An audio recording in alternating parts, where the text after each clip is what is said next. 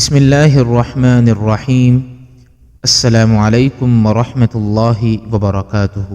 آج کی اس ویڈیو میں خواب میں شہد کی تعبیر بیان کی جائے گی۔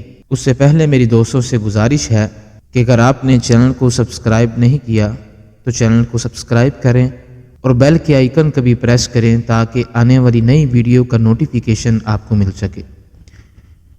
حضرت کرمانی رحمۃ اللہ علیہ نے فرمایا ہے کہ خواب میں شہد مالوں میں سے غنیمت اور کاموں میں سے نیکی ہے، کیونکہ اس میں دردوں کے لیے شفا ہے اور شہد بڑا رزق ہے۔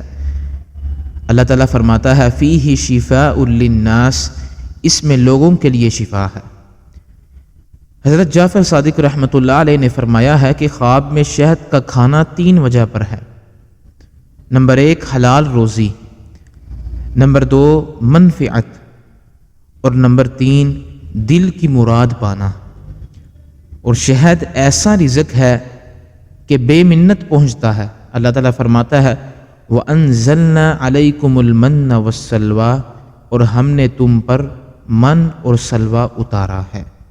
یہ خواب میں شہد کی تعبیر ہے۔ مزید ایسی ویڈیوز کے لیے چینل کو سبسکرائب کریں۔